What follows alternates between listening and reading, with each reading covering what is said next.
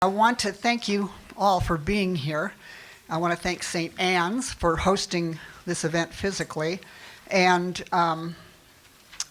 Mike and the Mill for sponsoring it and actually initiating this community dialogue. And MCAT, which will be live streaming this on our Facebook page, and then it'll be available on YouTube a little later on, a couple days down the road. And we want to thank Posh for the delicious looking snacks that they have provided over here on the side. There's bottled water and things of that sort to help yourself to also. Bathrooms are in the corner behind that little divider, should you need them. My name is Mary Erickson. I'm the current president of the Friends of Two Rivers organization, which is a community organization. And I just want to read you our mission statement, which we have stood by for 20 plus years. We are a citizens organization committed to promoting a safe, healthy, and enriching environment for the communities at the confluence of the Clark Fork and the Blackfoot River. Today's event, we really don't have a dog in the fight. We are citizens of this community also. We're here to learn alongside you. Okay, you've noticed, undoubtedly, I hope you noticed, that on your seat was a pencil and a note card. Okay, those have a job. While the folks are talking up here, if a question comes to your mind, or if you came in with a question in your mind, write it down on the card. If you need extra cards, we do have them. I have a question to ask of you, and that is, it's a plea. If your handwriting is as bad as mine, please print, because I will be reading your questions. We will collect your cards a little later on, and then we will read the questions, and these folks will answer your questions. Any questions we don't get to today, we will collect, and we'll collect answers to them, put them in a Word document, and post them online so that that will be available for you also. Okay, any questions about the questions? I hope not. I'm asking you to listen to understand, be respectful of others, manage your emotions with dignity and courtesy to others. This today is a time for learning. There will be a time for speaking your opinion and asking additional questions. The Community Council meets on the second Monday of every month at the school cafeteria. The next one will be April 13th, and that will be a time and a place to express your opinions. Another informational meeting is Missoula Development Authority. On Wednesday, March 25th, we'll be holding a meeting at the Sophie Moise room again at the courthouse at 3:15 to 5 p.m., and this will be one of the issues up for report and discussion. Okay, I guess that's everything. Find a place, settle in. Are there any chairs available at all now? There's 1, 2, 3 here. Okay, without further ado, I'll turn this over to Mike Heisey, who is the current manager of the mill. Thank you, Mary. I too wanted to thank Two Rivers. I wanted to thank St. Anne's Church and Posh Chocolate for all the coordination that they've done. They've done an amazing job of putting this together, and I want to thank you from Bonner Properties standpoint for doing that. And I want to thank you as the public for showing up, for being here. I understand your concern. I understand your questions, duly noted. That's why we're here, and I want to thank you for that.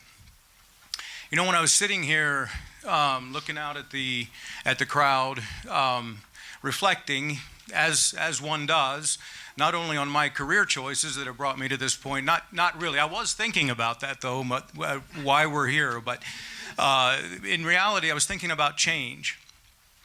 And I think if we can find common ground today, one thing we could agree on is change. Change has happened. And in Missoula County particularly, we have experienced change.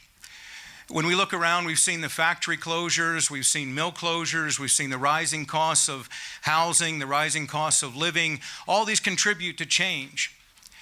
And those changes are something I can't change, you can't change, they have happened.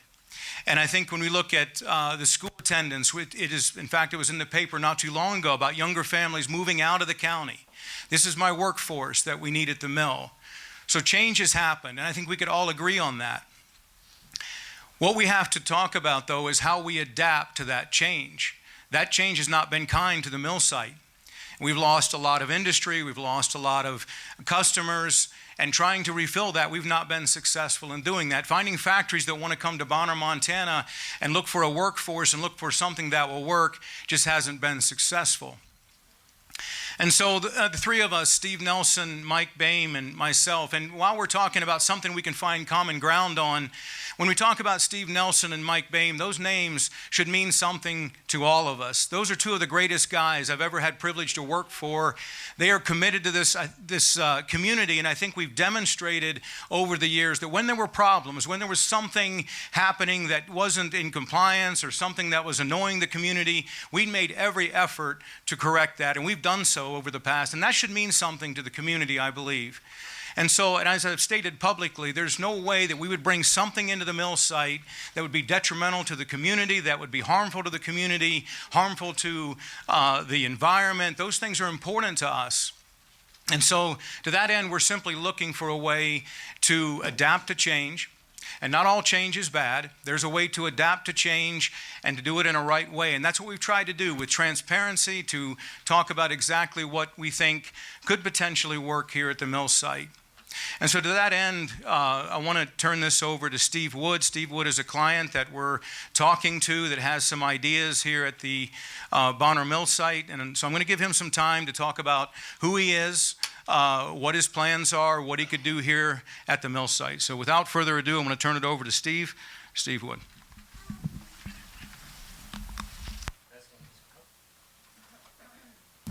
Thank you, Mike. You all can hear me? Last time I held a microphone, I think I was at a karaoke place trying to do a little bit of Elvis Presley.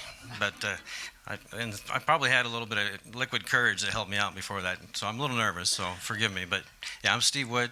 First and foremost, I was born and raised in Idaho all my life.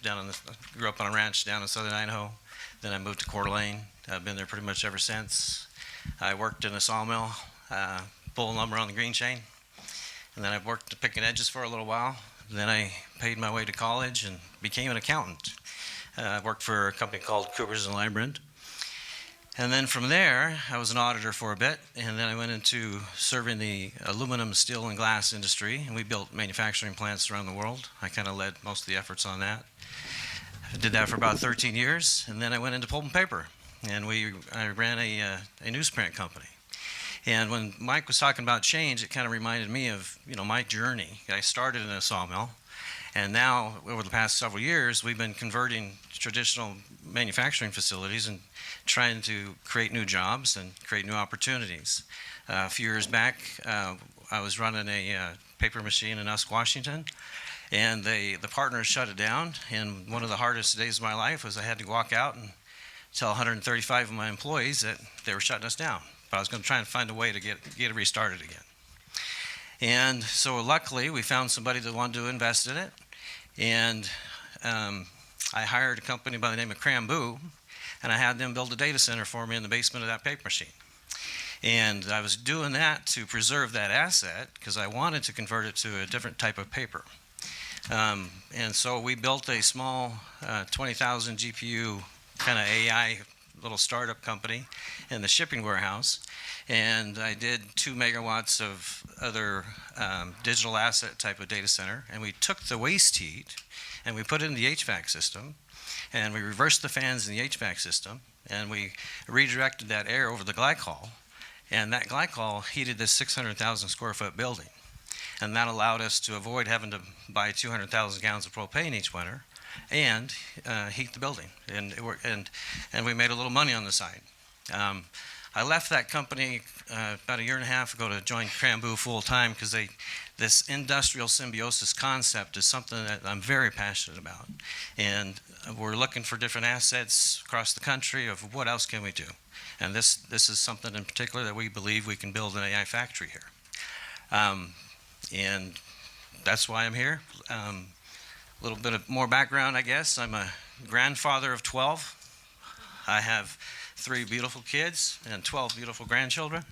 And I'm probably the oldest at Cranboux, I think. But here with me, I have our electrical engineer, Amber Orr, and our general contractor, Matt Hafana. And I'd like them to say a couple of words too, if you don't mind. Thank you. As you heard, my name is Amber Orr. I am an electrical engineer. I have a professional license specializing in power systems. State of Idaho, and Washington, and I have submitted for my license here in Montana and Idaho as well. My background, for your information, was in industrial systems to begin with.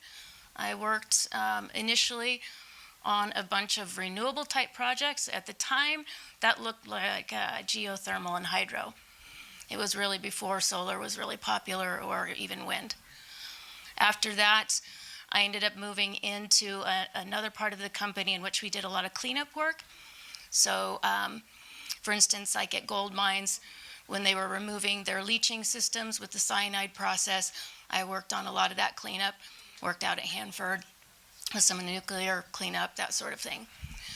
After that, I ended up moving into utilities, and eventually ended up in executive management and utilities, and have since left, and have been working with a couple of companies, but Cranboux being one of them.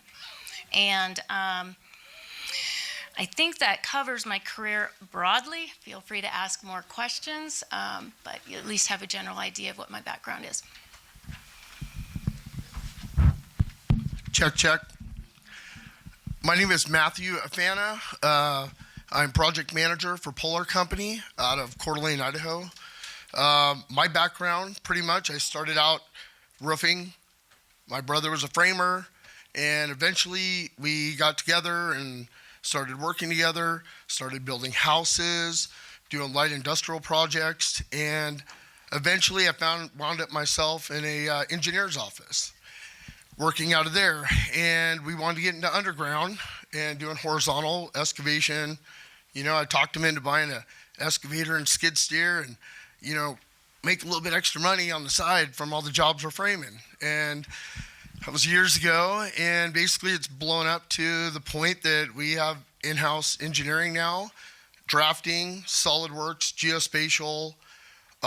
We try to use all the latest technology. We build subdivisions. We're experts in horizontal, working with anywhere from DEQ to EPA, public works projects from ITD to WashDOT. And we have a history with some of the founders of Cranboux, and my brother does particularly. And basically they were on this mission of this industrial symbiosis, and my brother's a real techie, and it just seemed like a real natural fit. We're more of the boots on the ground kind of company. And so when we approach projects like this, you know, they've got to mean something. We're extremely passionate about everything that we do. And we don't, you know, we're so blessed that we get to choose who we partner up with. And so this partnership is kind of the, you know, coming together of something that's been kind of being, you know, 2 different paths that are now crossed, and being able to exploit, or not exploit, I guess wrong word to use, but anyway, excuse me, misspoke, not like that. I mean, basically to take advantage of the opportunities that are available with the natural resources and everything that we have up here in the Northwest. And that's something that we're extremely passionate about. So again, well, let me just break the ice that way, okay, guys? So You said that on purpose. well, you know, direct all the bad. What was that? Fit right in with Steve Nelson. There we go. So, Anyway, one thing that we're really known for, especially our team, is, we go into areas and, we've worked down in Oregon before, and we like to utilize a lot of the local trades, from pipe fitters to underground to electrical contractors to supplies and vendors.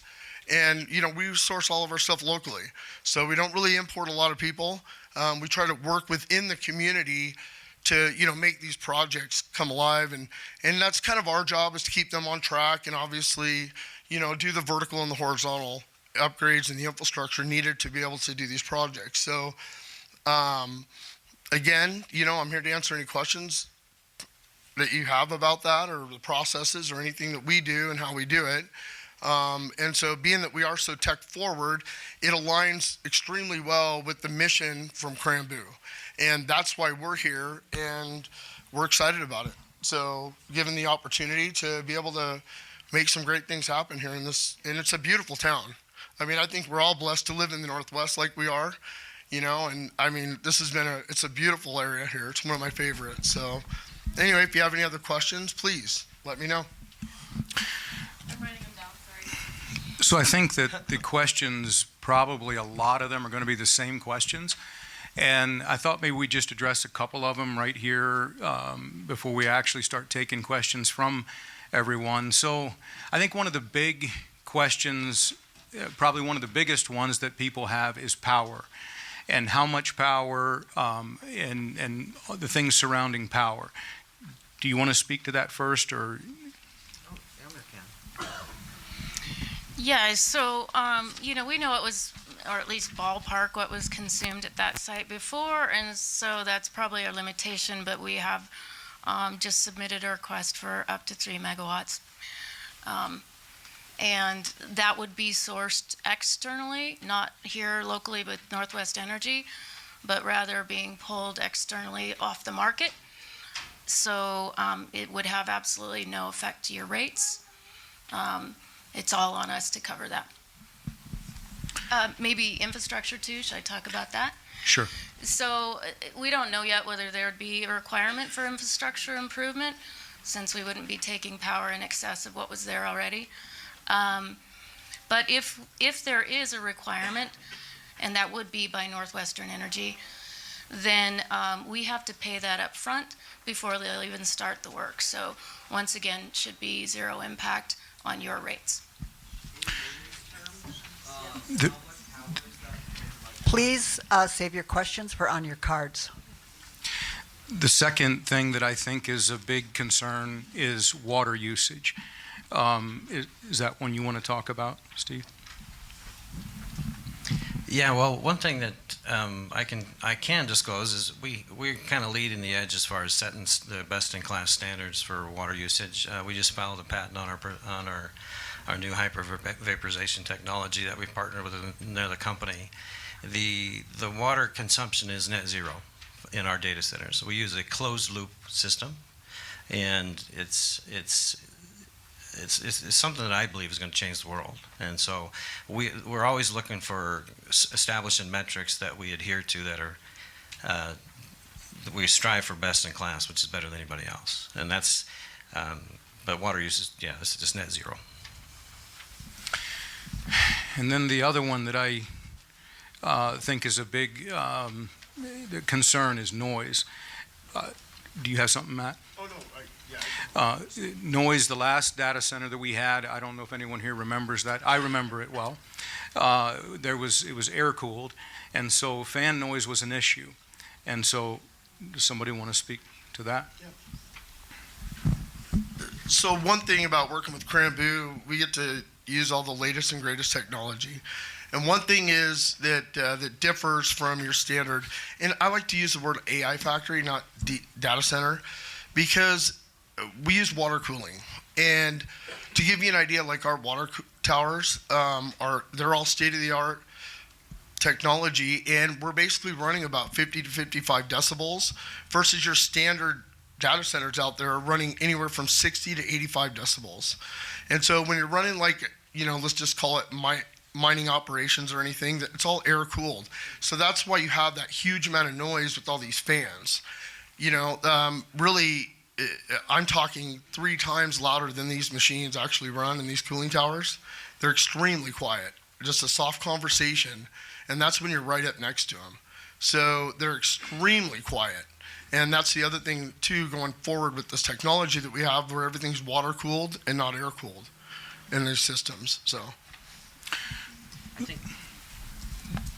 You know, I don't think I was here too often when that dust extraction center was running at the Bonner site right now, but the noise level from that dust extraction system is far greater than anything that we're going to put on site.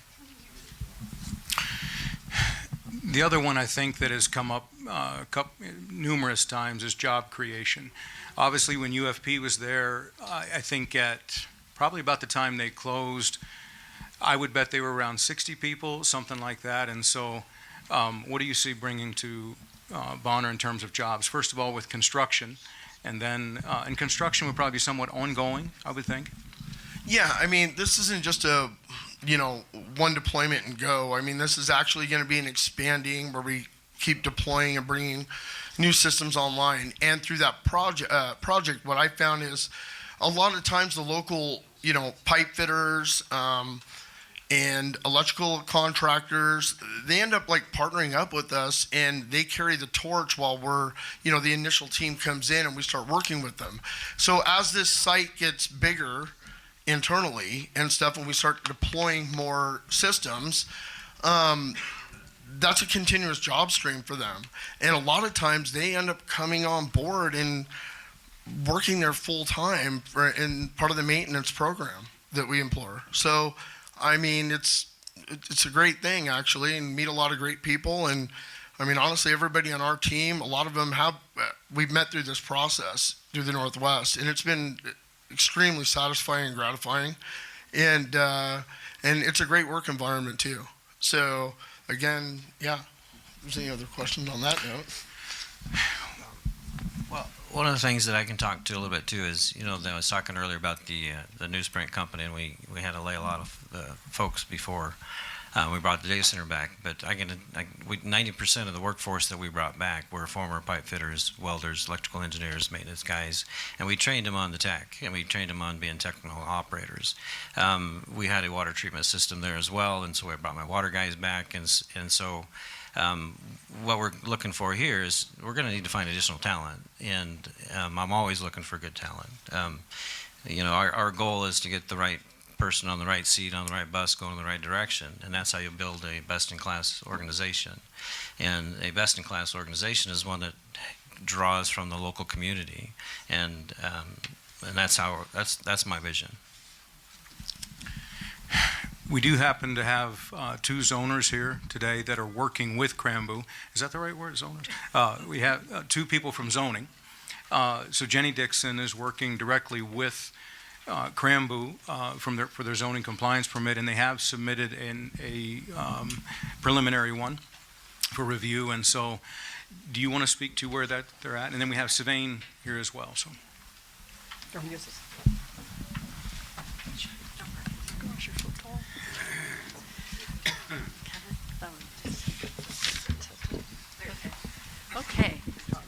Okay, thank you. Yes, so first of all, forgive my casual dress. I was out enjoying this part of Missoula this afternoon, and it's beautiful. I see a lot of familiar faces. As Mike said, my name is Jenny Dixon. I work for the Planning Department for Missoula County, and I do want to clarify that we are not here to advocate or to try to stop this project. I'm here to provide information along with Svein, who's our Climate Action Program Manager. And I actually met Matt for the first time on Monday, have never met until today, Amber and Steve, which is very, I'm glad to get some details on this project. We do not have an application in, but let me tell you, I've been working for the Planning Department for about 35 years.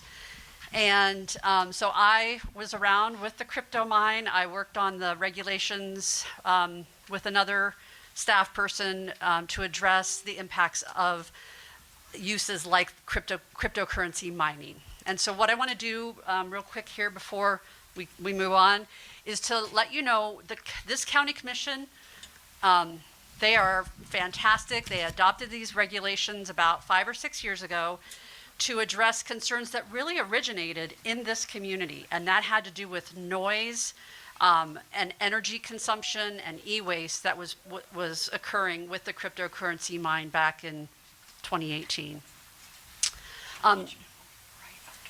You bet. What the county has done since then is adopted new zoning regulations, particularly relative to cryptocurrency mining and data centers, as well as enhanced regulations for uses in general. So let me just tell you the 4 requirements for cryptocurrency and data center, which is what we would consider this to be, so that it can either put your mind at rest or cause you to ask some questions, which I'm happy to answer. The first is data centers must be located in industrial zones. This one checks that box. It is in a heavy industrial zone. It must recycle all of its e-waste, and that's at the end of life of a product, obviously. And so with an application, they must submit a plan for how they're going to recycle all of their electronic equipment when it's at its end of its useful life. The third requirement is that they must use all new renewable energy. And Svein is here to talk about that more in particular. But what I can tell you is one way to think about that is that we look for additionality to basically adding new electrons to the grid.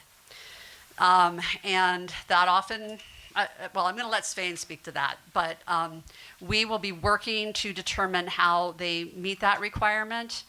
And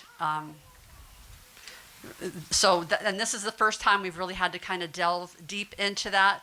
But that's an important piece that the commissioners wanted to see implemented on these types of potentially high energy users. Now, my understanding is initially this AI factory data center will be using up to 10 megawatts. If you remember Project Spokane and Hyperblock, the crypto mine, they were using up to 20. And this company, Crambu, I believe, has a vision up to potentially 100 megawatts. Doesn't matter to us how much they use, as long as they use new renewable energy. Okay.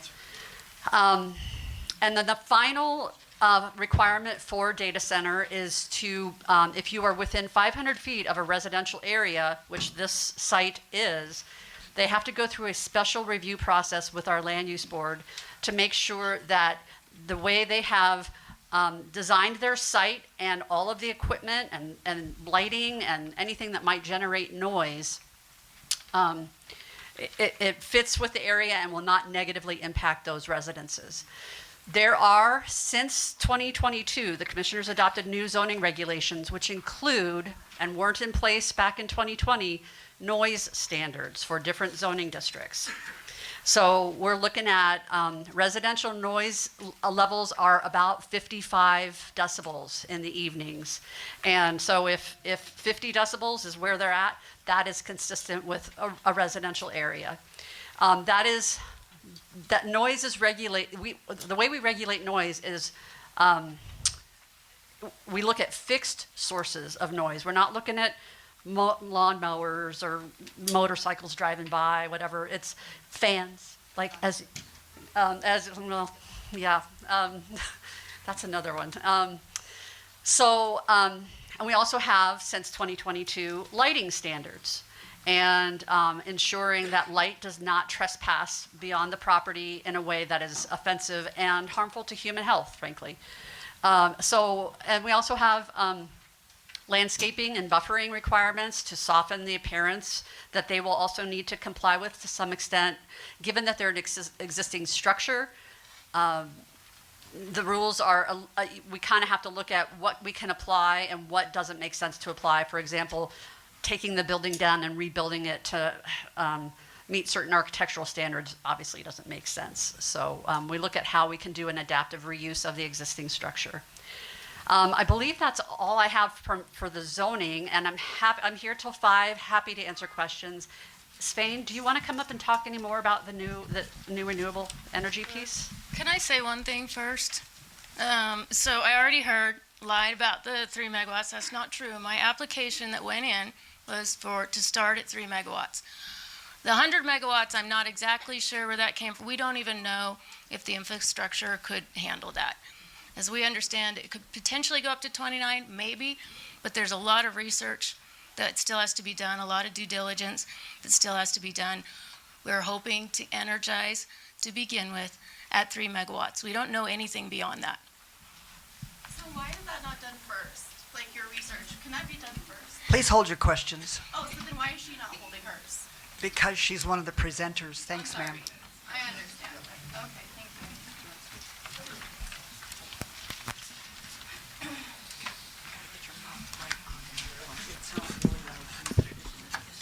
Sure, is this loud enough? Great, I'm a chronic mumbler.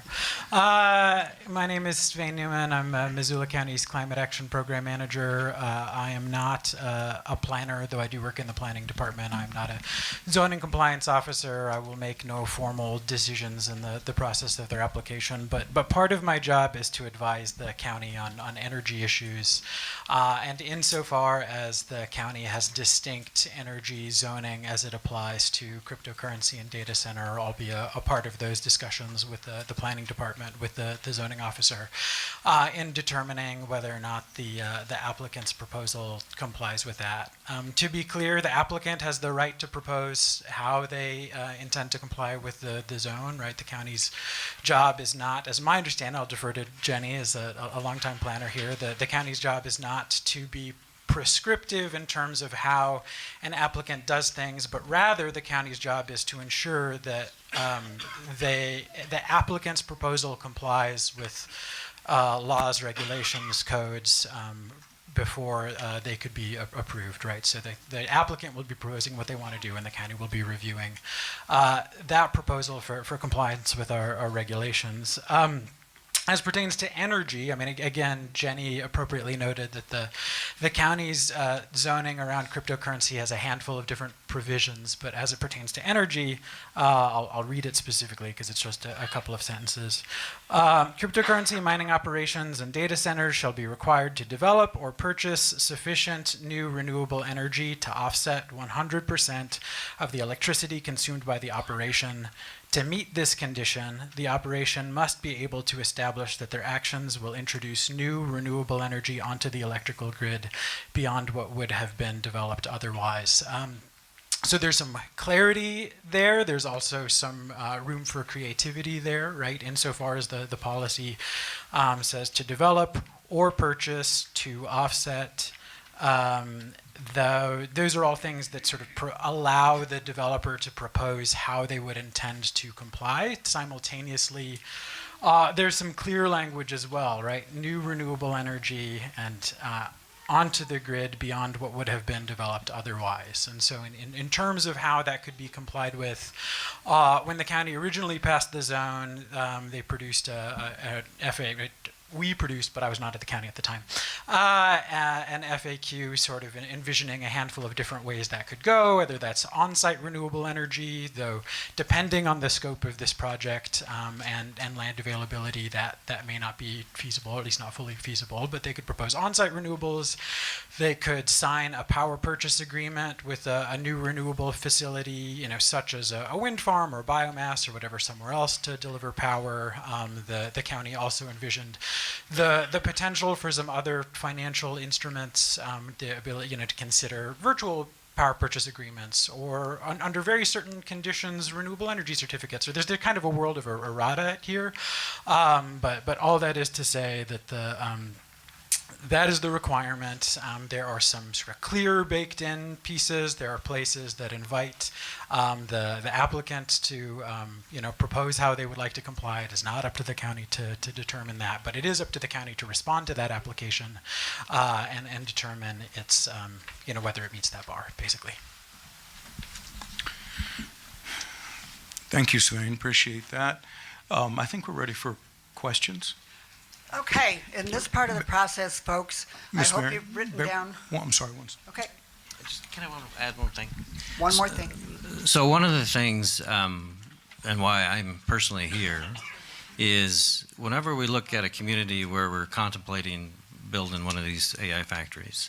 As I look at the community and I say to myself, and I ask my team, I said, okay, well, after we build this factory, what else can we do? What are the biggest community needs? Like, for instance, a project I did a couple years back was we did a small greenhouse, and we used some of the heat recapture to grow fresh produce, fresh vegetables. And I wanted to expand that next phase into an aquaponics project. And I'm not sure if you realize this or not, but because I think some of the regulations were written some time ago where these crypto mining machines and even the GPUs were very inefficient.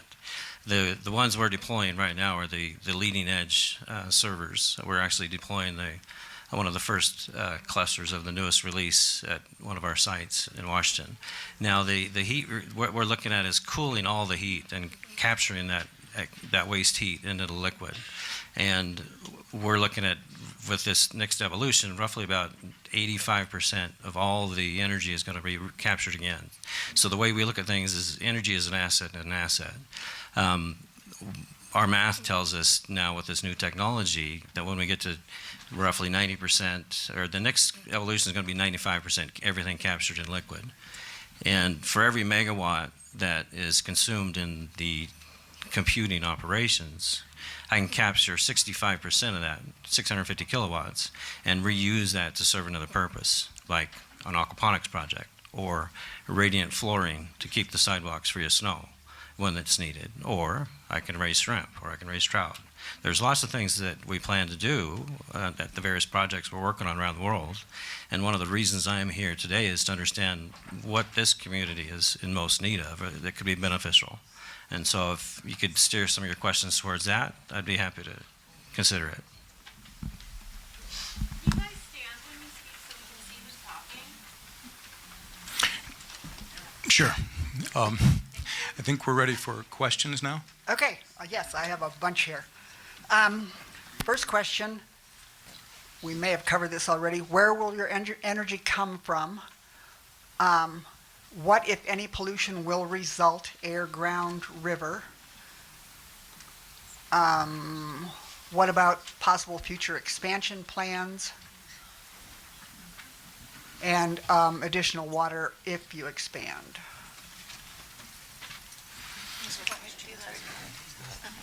Oh, wow. Okay, I'll try to remember all of those. I'm not sure if I got all of them, but as far as what future growth might look like in terms of energy use, we just don't know yet. We don't know infrastructurally what can be provided there. It'll have to go into the study process. As far as who will purchase the energy from, we don't know yet. That's we have to have NDAs, first of all, when we go through this process. But secondly, it's a competitive process when you purchase on the market. So we don't know. We don't have a contract with anybody yet because we haven't decided for sure this is where we're going to land. And having some community acceptance is obviously an important part of that. Once again, it doesn't matter what the growth looks like, it's still net zero. And it's a non-toxic process as well, so it's just water. Speaking about water. Okay, settle down, please. Did I miss anything? Okay, that kind of covered it.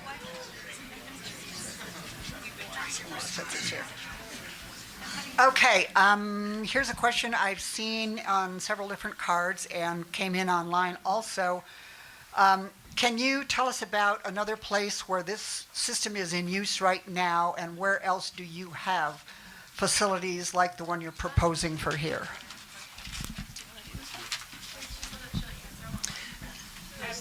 Yeah, so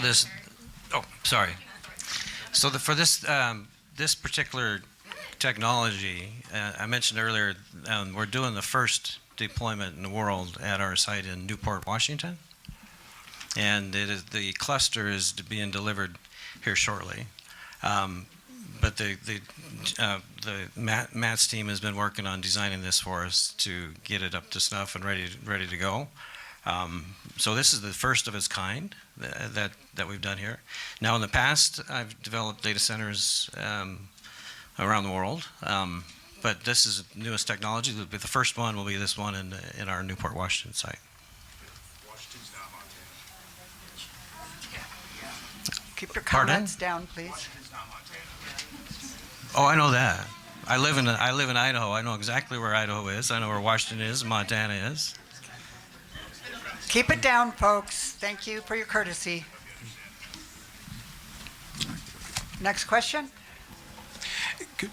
What is traffic going to Can I look just like? say something real quick? I just Okay. wanted to clarify, while we haven't established a power company to work with, it's not any of the two local companies here. Would that be safe to say? For energy purchase? Correct. That's correct. Yeah, so for the local utility, they will earn wheeling fees on regardless of where we buy the power from. The utility will earn what's called a wheeling fee for transferring the power that we buy from somewhere else. So when we were talking about what we do here should be no impact on your rates, that's why, because we're actually paying the utility to bring the power here instead of buying the power from the utility. Okay, next question. What is traffic going to look like? Is that part of the special exception review?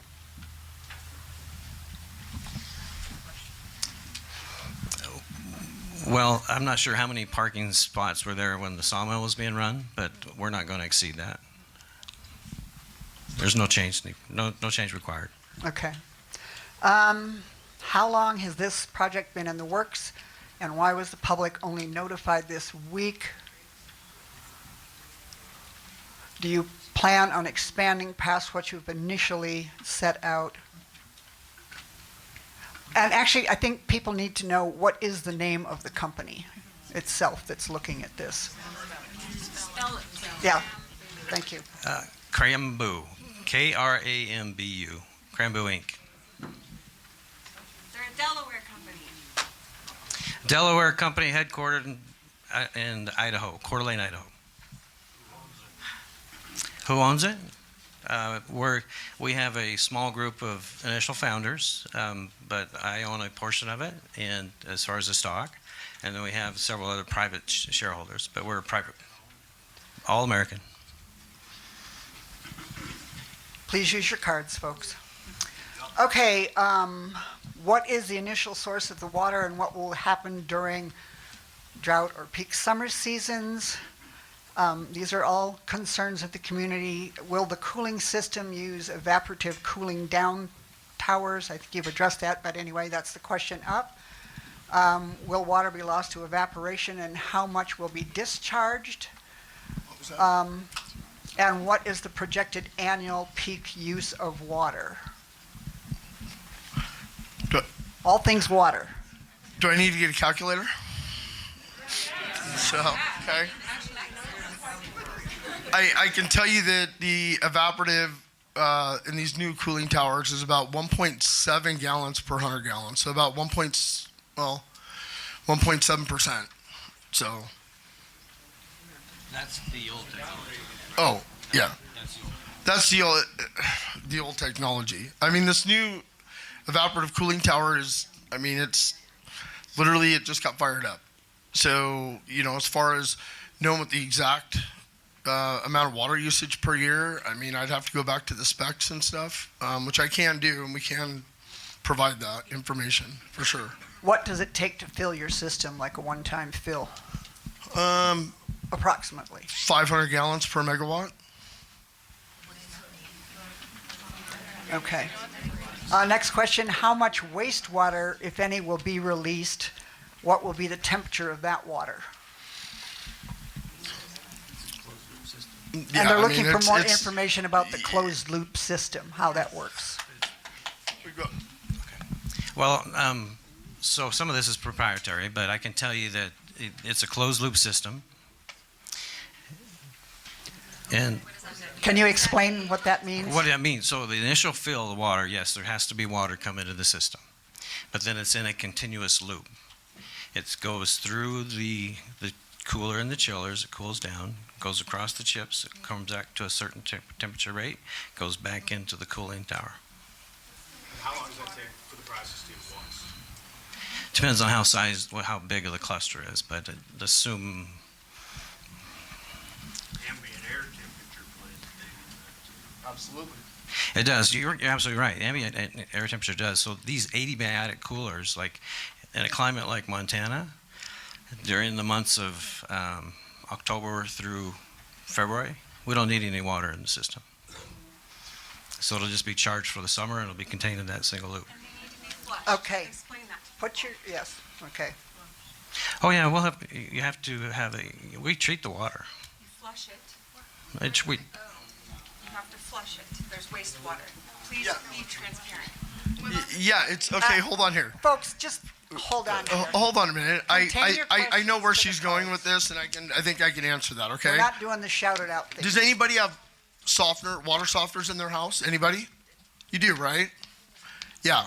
We first of all, it goes through what we call a treatment of soft water, and also through we have UV light and everything for bacteria, and this actually gets cycled around. And so what you're talking about is the what would you call that? The down drop or the flush out. Okay, and the flush out is there for one reason and one reason only. Okay. It's non-toxic. What it is it's to get rid of the dust and the bugs and everything that are flying in the air that are going through these evaporative coolers. Okay? That's exactly what it's for. Technically, it can run and recycle itself over and over again, but eventually it's going to have to flush out of that. And usually that flushing is being treated through like a dry well system on site, not into the sewer, or it can be in the sewer as well. Okay? Which meets all the regulations of what that is. It's literally, this water's tested continuously throughout the year at intervals, and then we have to give those tests to DEQ. We have to comply with DEQ standards. This whole process and this equipment has to meet DEQ standards. It's just like your homes and your storm drains and where it goes and what you're flushing down at your home. You're changing oil in front of your driveways and you have rain comes down, it goes into the storm system. How's that being treated? It's way less toxic than anything that could be in that, So that's it. What chemicals Okay, are in just, closed ma'am, loop please. systems? Be transparent. What you're talking about, the cooling loop, the propylene glycol, Your closed loop system. The what propylene chemicals glycol. are in there? the propylene glycol, just like your radiator in a car. So we have to flush that. We don't flush that. That does not. No. You're absolutely wrong. I'm going to tell you right now. You have your facts wrong. Okay? No, you have your facts completely wrong. Okay? This is a closed loop propylene glycol system, and the only reason for running propylene glycol, which is completely food safe, we run it 30% because of the temperatures outside. And that's a fact. Okay? So there is no flush down. Okay? Ever on that. The only thing that gets checked as far as the percentage of alcohol to water, like 30 to 40%, is what these cooling towers run. Okay, more questions concerning water. Mm-hmm. I'm assuming this site has wells. It does. Is that the source of the water that you're using? People want to know where the water will be drawn from. That's the makeup water that we'll be drawing because of the evaporator process that we run in these coolers. Okay. Let's see. Gosh, there's so many questions, and a lot of them are very similar. Does the school stand to gain anything, or is there any potential harm for the school system? Steve, I think that'd be a question for you. Yeah, the school system? Are you talking from an academic perspective? No, just in general. For,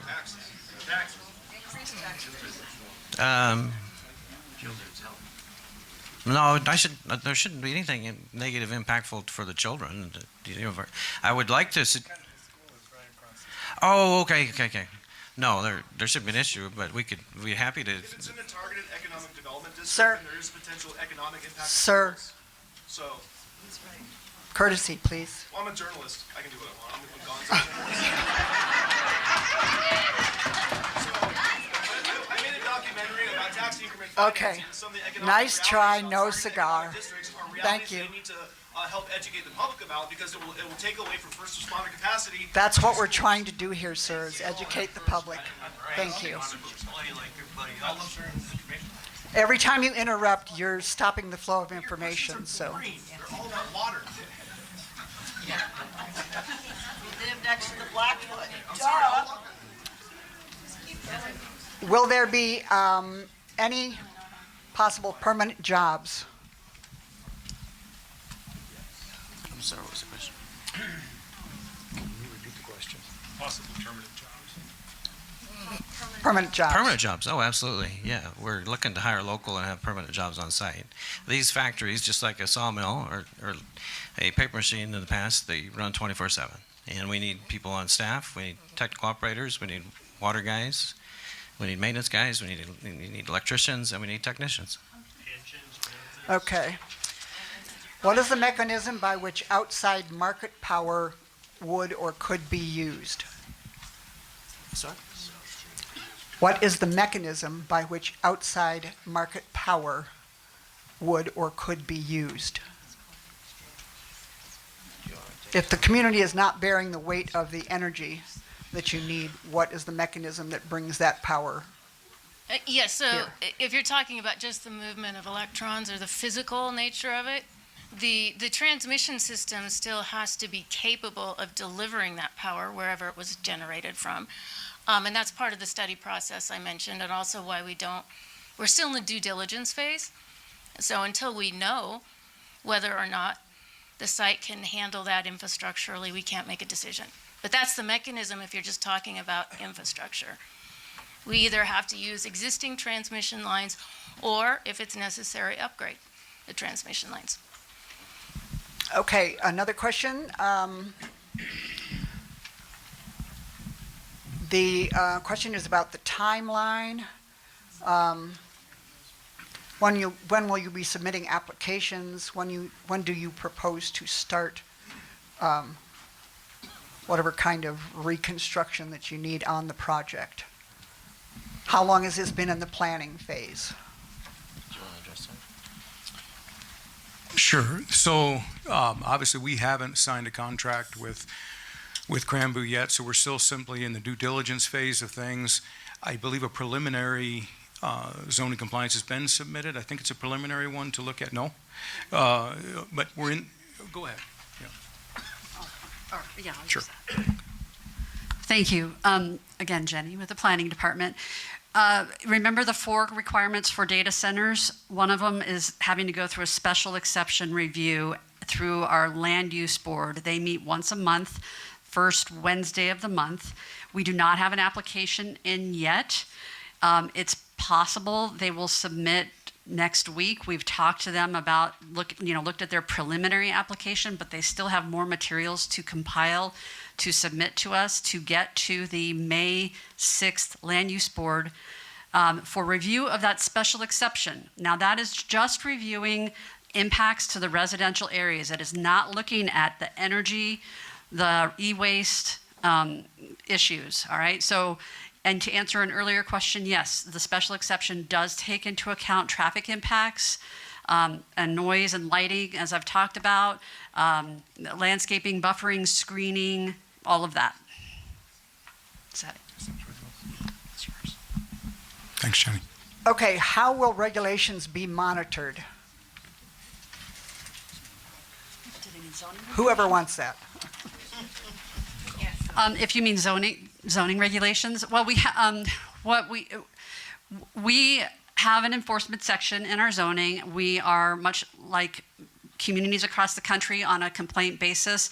I know you guys will be keeping a close eye on this, and we will, respond to those concerns as we did to the noise complaints of 5 or 7 years ago, and do not issue a zoning compliance permit to Cranboo until they've demonstrated ways to meet the requirements, which then probably wouldn't make a whole lot of sense to not meet them.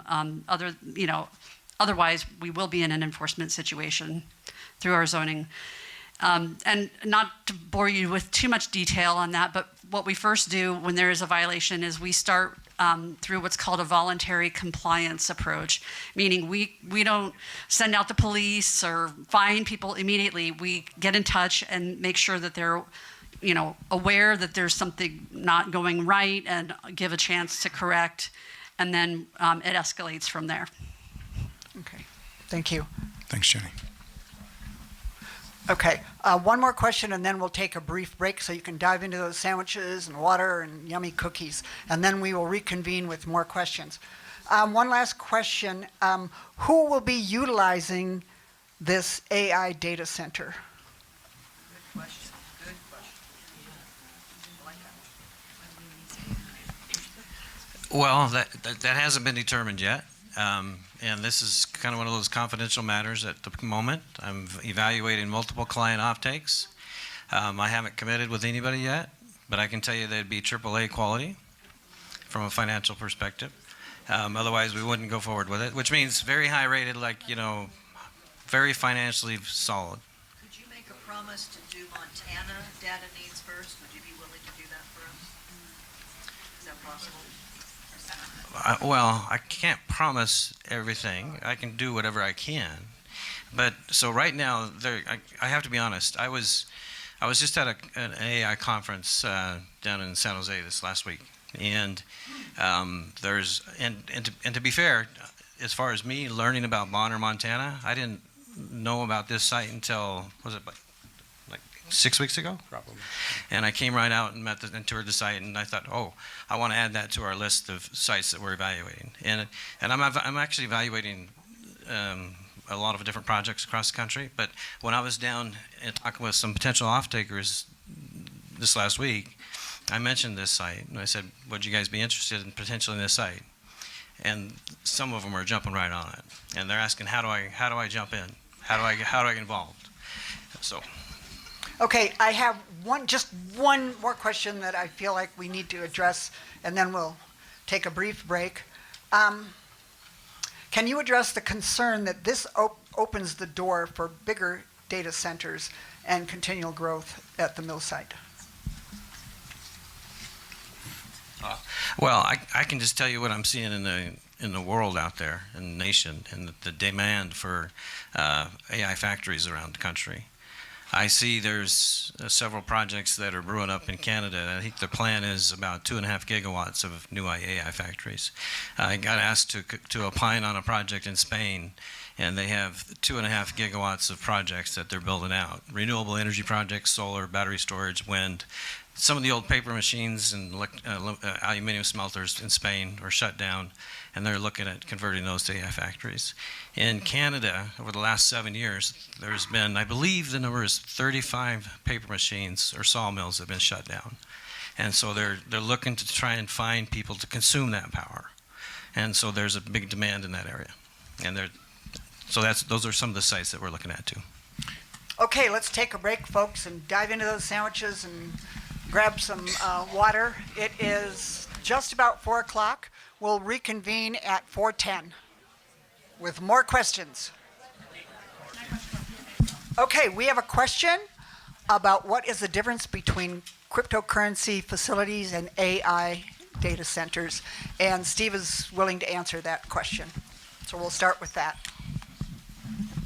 Well, I'll try to answer that question. So I do understand both arenas. Matter of fact, the guy that really should be addressing this is the founder of Crambu, a guy by the name of Travis Jank. You can actually look him up on, he did the first ever TED Talk on Bitcoin. So he and his brother, Brandon, started mining Bitcoin back when Bitcoin was just getting started, just right after the Satoshi paper. And they were mining Bitcoin on CPUs and then GPUs. And it was great computers that they personally built, and they were quiet, and they were all liquid cooled.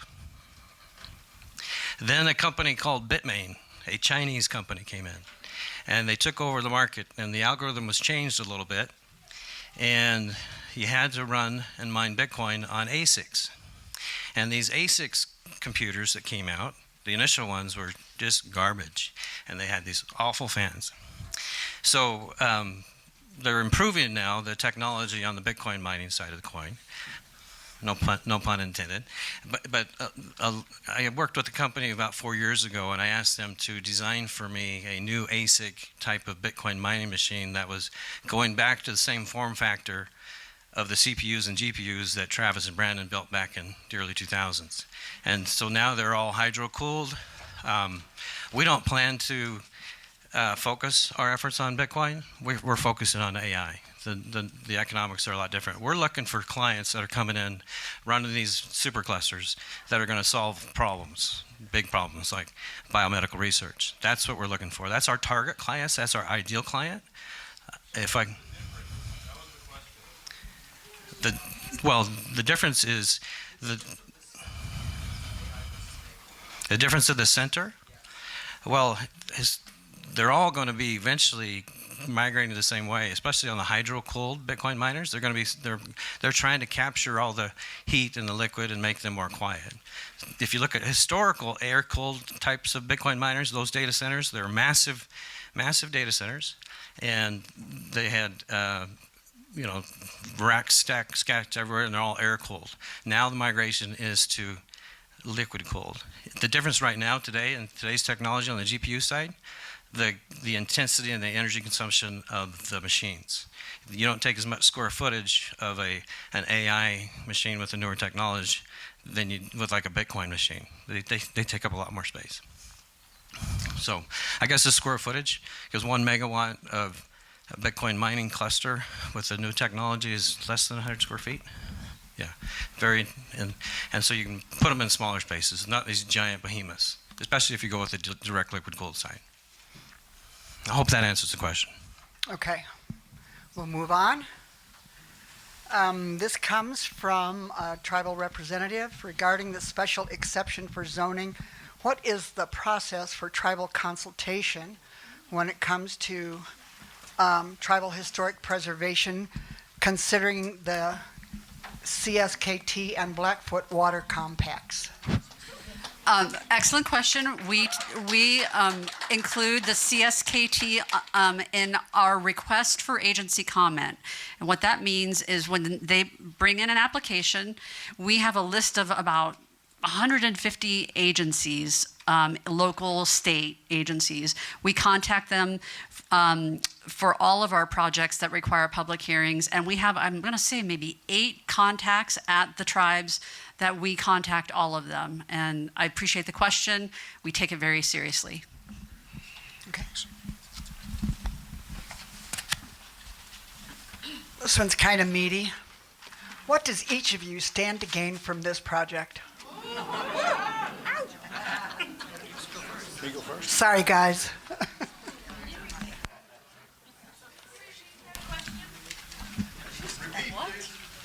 What does each of you stand to gain from this project?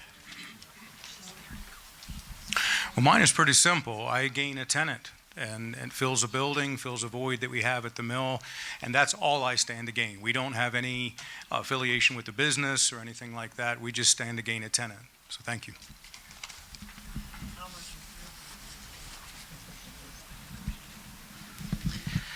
Well, for me personally, I don't have anything really to gain. The only thing, well, Keep it down, keep it down, be polite.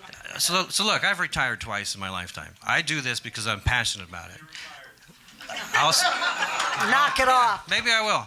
But so my vision is not just an AI factory. My vision of all the sites we look at is this whole holistic concept of tying in the aquaponics and the greenhouses. This concept of industrial symbiosis. I talked about it back in April in the Financial Times. You can look it up about this vision I have and I've had for a long time. I've always been focused on industry, very intense electricity consumption businesses. Paper machines consume 90 megawatts. Right? They're big. Smelters consume hundreds of megawatts, some of them gigawatt level. AI is going to do the same thing. But the vision is, my vision from an industrial symbiosis perspective is to educate people of what you can do with the energy that you're using again and again. Serving an aquaponics project, building a greenhouse, growing fresh fruits and vegetables year-round in food desert climates like we have here. I was growing tomatoes and strawberries in the middle of winter with a heat recapture project that I did. I want to expand that to an aquaponics where you're raising fresh foods, proteins, shrimp, trout, tilapia, whatever you want. What's that do? It creates an economy within the data center environment that serves the community. You shorten down the emissions of driving trucks delivering produce across country. You think about it, a self-sustaining, industrial, symbiotically tied together AI factory, agriculture, education for the future. That's my vision. That's my passion. And will I make a little more money? Maybe. But my goal is to create additional jobs and grow economies. When I had to shut down that paper machine and let 135 people go, that hurt. And I volunteered to find somebody to come help get this other site going. And here, I'm just doing my job to grow the business and add value. Thank you, Steve. Amber? If you're asking about like what do I have to gain in terms of financial benefit, I'm an hourly employee, so that's it.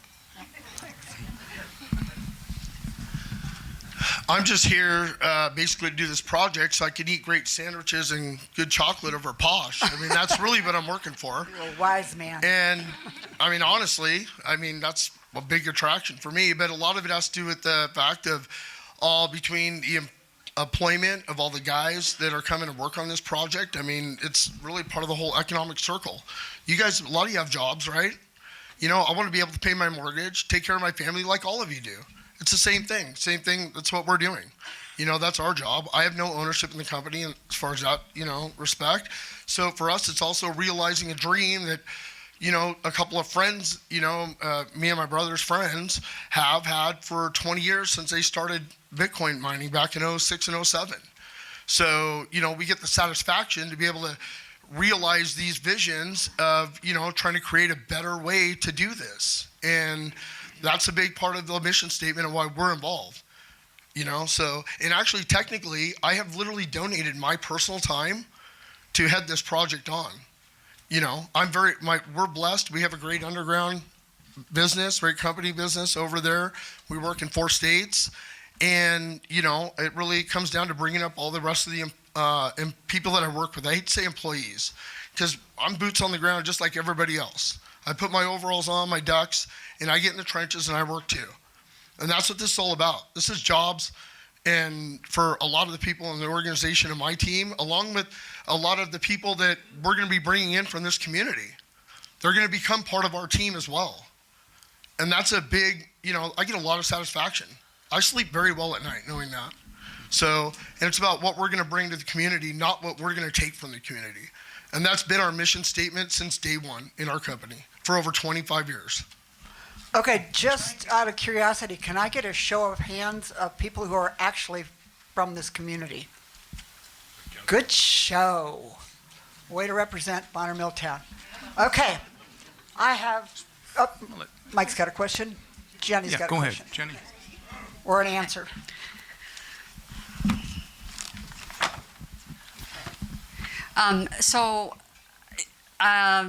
First of all, I want to just say, to those of you who lived through Project Spokane and Hyperblock, wow, I'm impressed, and we made it through, and that will not happen again. The commissioners have adopted regulations that will prevent that from happening. I am, and our office is, and the county is neutral when it comes to applicants. We help them through the process, but the important piece is the community input. So I want to share information with you. Please do not perceive it as me trying to sway you in any way, one way or the other, but I want to share with you what the zoning of this property means, and it is heavy industrial. I actually used AI to query what is the highest and best use of the planer building at the Bonner Mill. It is actually a heavier type of industrial activity than an AI center because it has tall ceilings and crane ability and power and railroad and access and fire department and all the things that you need for heavy industrial. This activity is also considered a little lower than highest and best use, but also a fantastic use of the property if done right. And that is what the commissioners learned from Project Spokane and Hyperblock and adopted regulations to prevent that from ever happening again. So I want you to think about what heavy industrial could mean is heavy manufacturing, waste transfer facilities, intensive agricultural activities. Now, I'm not saying that this property would ever be used for that, but keep in mind and view this from the perspective of what kind of neighbors will they be, and do you feel comfortable enough with the regulations that are in place that the impacts to you, perhaps physical impacts, may not materialize? The energy impacts we are trying to mitigate through the requirement of new renewable energy, and also end of life of electronic equipment. How this building is then insulated and maybe refabbed, if it needs any kind of modification. Employees are all going to be inside. There will be landscaping. So I understand your fears. I have it. I came out here and I could not believe the noise back in 2020. So I do understand. Thank you. Thanks, Jenny. All set? Okay. I have a question that's directed to me. I've seen you cherry-picking questions that seem to meet your approval. Who will be answering all the questions you're setting aside? Well, if you've seen me setting aside cards, it's because the questions are duplicates of ones that have already been answered many, many, many, many times over. And in addition to that, I have a question. Can there be a website created with relevant reports and solid info that we can refer to learn more as we go? Yes. The answer to that is yes. There will be multiple places you can find that information. Friends of Two Rivers' intent is to collect all the questions that we have here, excluding the duplicates, finding the answers to them, qualified answers, put that into a Word document. It will be available on our Facebook page and our website. The county probably has something similar also. Yes, we have Missoula County's engagement page is called MissoulaCountyVoice.com. We typically wait until we get an application in to post any information, but because of the high interest in this and this event today, our communications department did establish a page regarding this proposal. And also, I've passed out my cards. If you want to be notified, contact me. We usually only mail to people within 300 feet of the property. But please do reach out and we will be happy to. Also, I have found that the Bonner Milltown Community Council is the most communicative council of all of them. And so that's a great way to stay engaged. Thank you. Thank you. Thanks, Jenny. Okay, back to the nitty-gritty. I did handpick this question because the person who gave it to me is so adorable. Does the sound testing include infrasound? In other words, sounds below 20 Hz. I don't know what that means. See, he's just adorable. Yeah, below 20 hertz is infrasound. The one field I have some expertise in. They're just starting to do tests on data centers and the amount of infrasound that is coming out of them. But what is already established science is that high levels of infrasound can do great damage to human beings. Kind of going back to your question about how would this affect the kids. The biggest people being affected is absolutely going to be the closest in proximity. So I happened to come in right when you were talking about doing the testing on the sound, and I just wanted to see, because I know personally that those things need to be tested with completely different equipment. Yes. Noise meters. Not using noise meters. So the would you? Okay. Does the sound testing include infrasound? In other words, sounds below 20 Hz, hertz. So I always refer to it as our noise regulations, but I will clarify for the brainiac in the room that this is noise and vibration regulation. And so, yes, we make sure that that vibration perception is at the closest property line that a reasonable person might be aware of, but not any more than that. And I don't know the numbers, and we have never had to use this, thank goodness. But if we do, we will. If we have to, we will. And that's just the one complicated thing with infrasound is it's below human hearing. Exactly. It's not It is. here, and it's actually something. And I'm very sensitive to it. I know what you're talking about, and that's why we have addressed that. We, meaning the commissioners and the county, find that also be very important. Thank you. Oh, this is you. You want me to expound on it? Sure. Yeah, I mean, basically what you're talking about is, just to let you know, these new cooling towers, they sit on vibration dampeners that are designed specifically to cut that down. And you can literally touch this thing, and I mean, it puts off hardly any vibration at all. These are all low CFM fans that run on here. They're super quiet. We could literally have a very soft conversation right next to it, and you wouldn't even know. And that has to do. What was that? Yeah, well, 20 hertz is a lot lower than the high-pitched sound you're talking about. 20 hertz is below.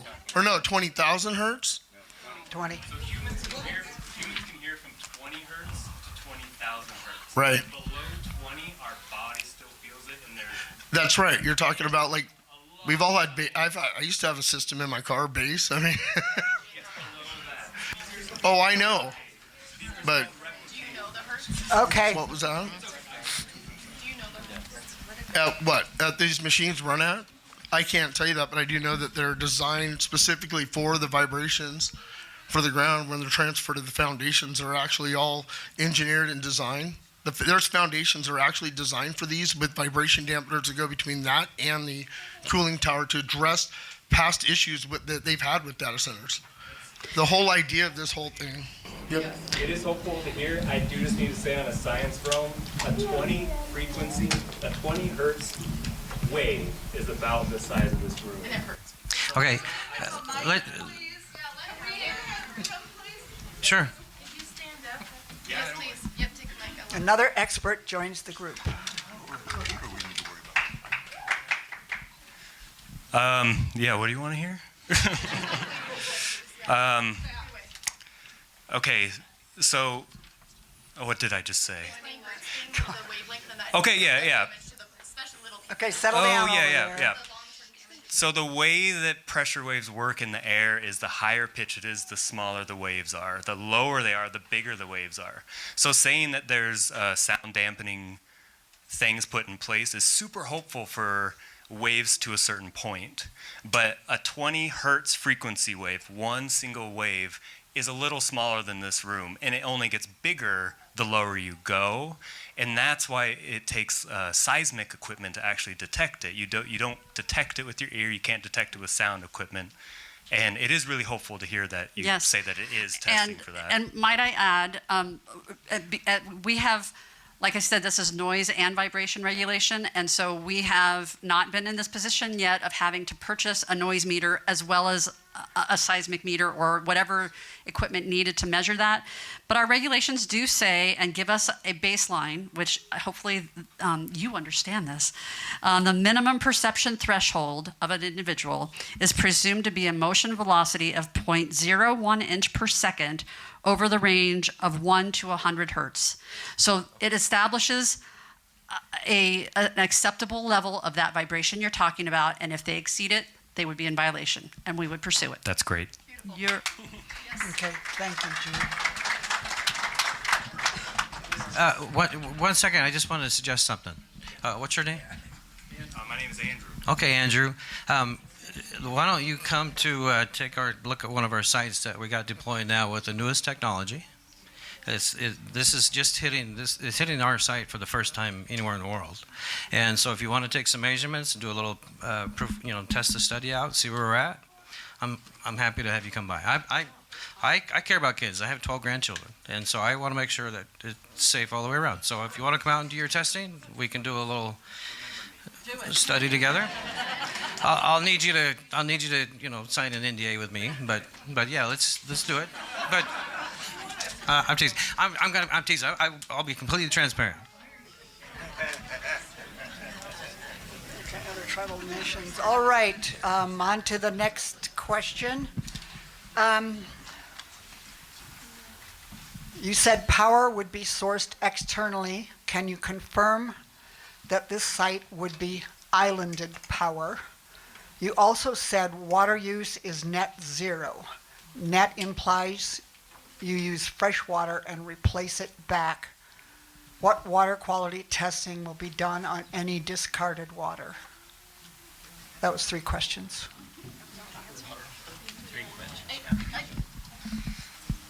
I never said this would be an islanded system. If the energy is being delivered from, local transmission lines through some sort of broker that brokers power, that's not an islanded system.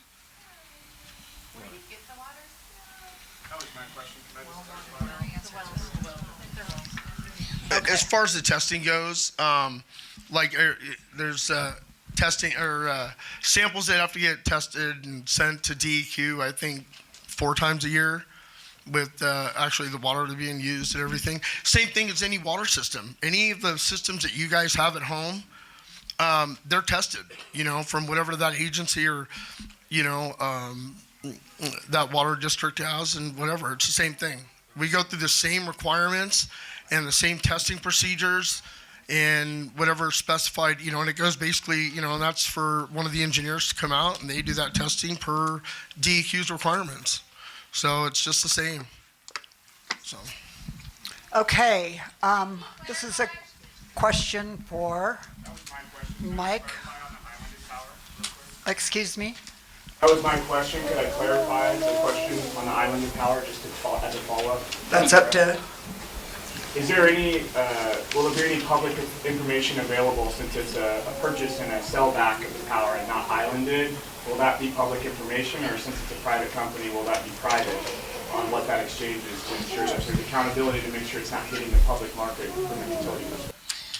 I don't think we've discussed whether or not we would make that public, but I know we can't take that liberty with the utilities or the provider without some sort of permission from them, because you're not a public utility here. If it was a public utility, yeah, you could just do a Freedom of Information Act request and that would all be visible.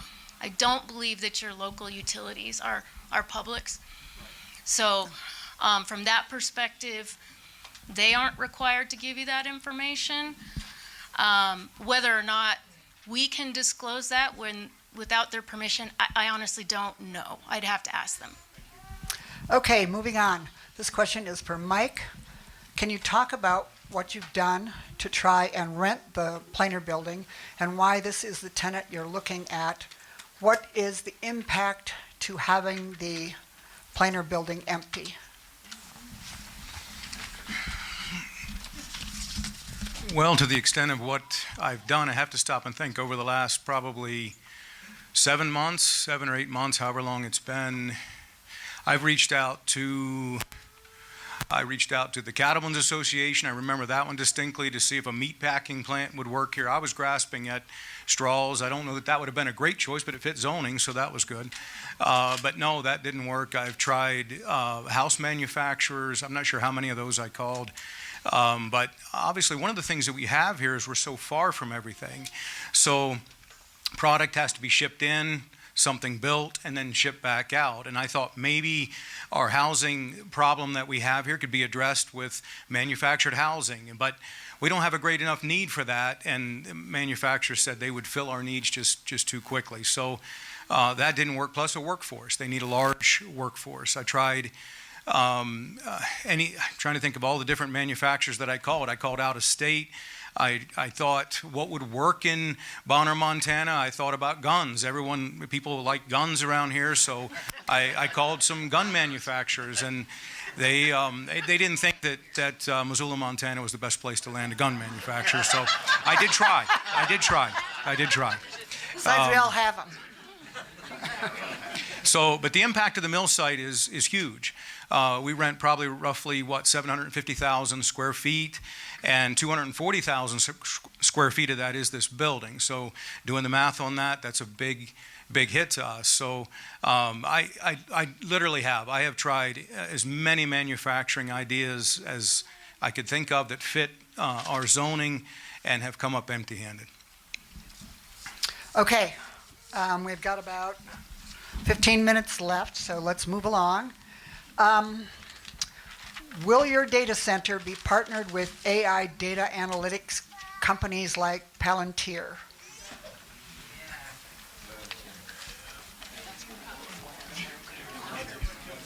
The answer is I don't know who the off-takers are yet.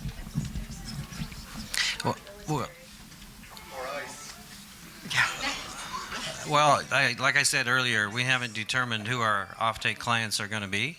A lot of my passion, of course, would be the ideal candidate for a location here would be somebody that's focusing on biomedical studies. I was introduced to a company that was doing this back in the UK about 2 years ago, and they were wanting to build some AI factory clusters to, work on medical research. And that's, for me personally, that would be a great client. Now, if I can find one that will fill this space, I don't know. But we're looking at other opportunities as well. There's, like I mentioned earlier, lots of different people have approached us. But I'm very selective on who I want to work with and partner with. And when I do sign, if they allow me to share that information, because a lot of this stuff is very confidential, then I'd be happy to share it within the bounds of what I'm allowed to. Okay, thank you. Selective, why can't you commit to Ma'am, could you use one of the cards, please? Thanks. Next question. How will you deal with light pollution? And this question's important to me since my daughter's house is right across the road from that building. So I have concerns too. Light pollution. I don't think we intend to add any extra lighting to the building. Yeah, there's no, the only light pollution you're getting is the street lamps that are out there right now on the highway. Okay. So. There is noise pollution as well as diesel backup, which are considered to be environmental impacts that happen in cities. Ma'am, You don't please want us be to have courteous. discussion? All of which we're not producing, so. Okay, this is another one. In infrasound,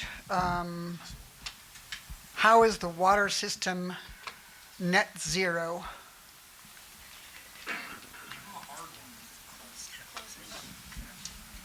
It's up to you folks. I'm just reading what you wrote. If zero waste, why next to the river? It's available. Sir, you're welcome to use the door. Okay, I'm trying to work my way through some of these questions here. Missoula doesn't want you. Why didn't you read the whole question about Let's see. Another question about closed water systems. How much makeup water is required? I'll tell you what I'll do is my cooling engineer and my water person isn't here with me. The engineers that have developed this new process, but we have filed our patents, and there will be some public knowledge on it, and we can share that once the press release goes out. And then if you're a water quality engineer or water engineer, and you want to talk technical with our engineering team, we can make that happen. But they're not here. But net zero, from my understanding, is you fill up the loop, and it's a single loop. It's all contained in the same loop, and so that's why they call it a net zero. And then But I'll provide that additional data. Okay, there will be additional information available as we go along online, like I said, and answers to these questions as best as we are able. What are the plans for environmental, health, and social impact studies? And then will all meetings regarding this proposal remain public?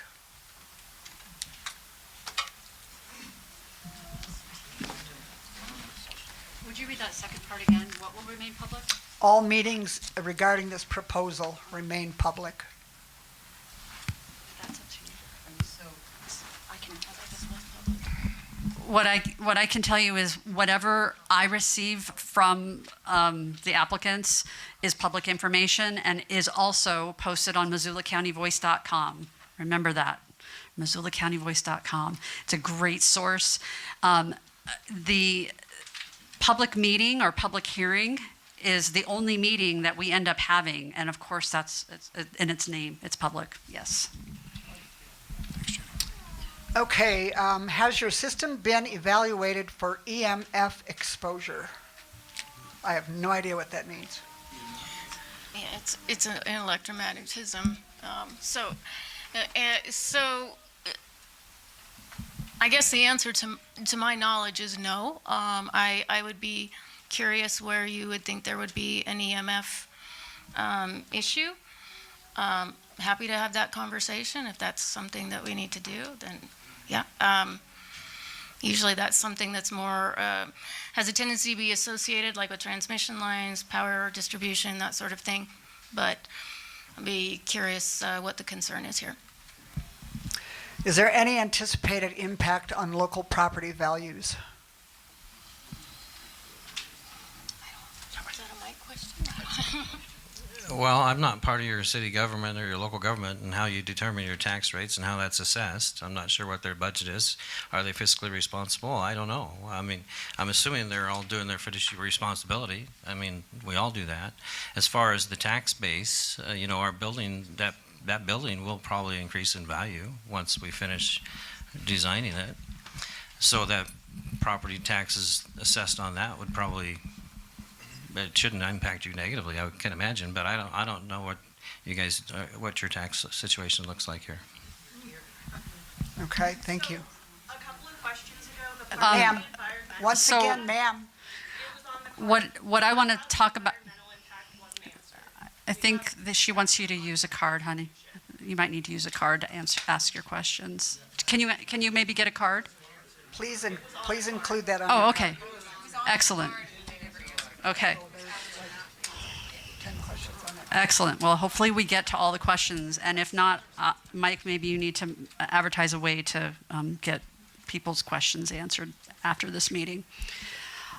For taxation issues, one of the, and I am not a tax expert by any stretch, but my understanding is that there is a significant tax difference paid by AI data center versus cryptocurrency mining operation.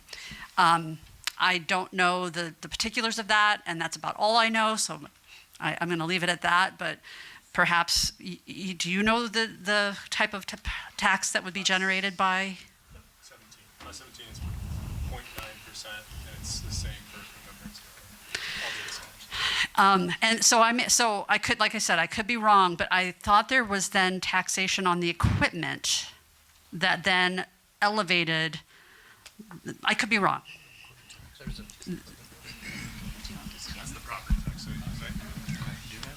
Anything else? It's very true. I mean, there's certainly an equipment tax. Yeah.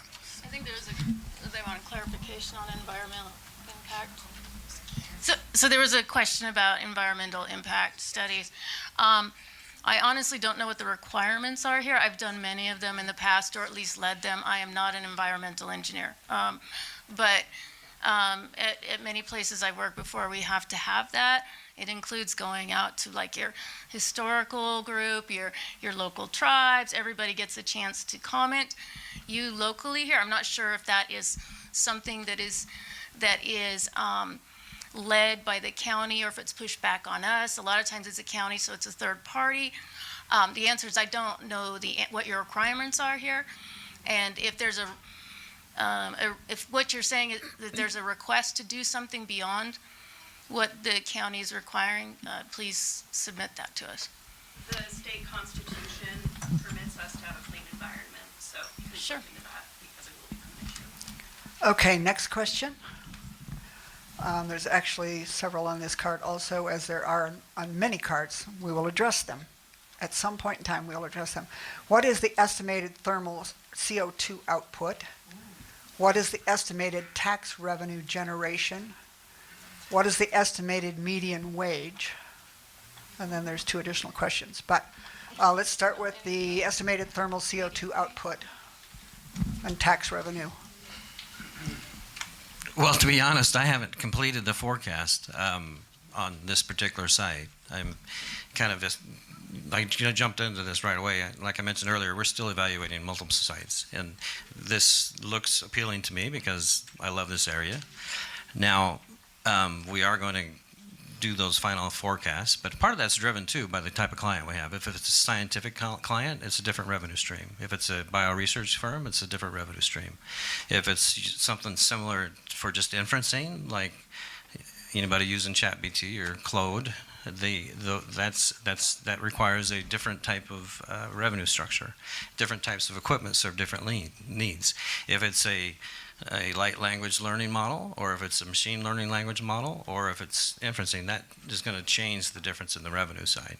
Now, as far as the wages that we're going to pay here, we're going to pay prevailing wage, and for all employees. We always have really good benefits wherever we go. We have stock options that we typically offer all of our employees, and so I would imagine it would be very competitive for whatever you guys are earning today. Let's see.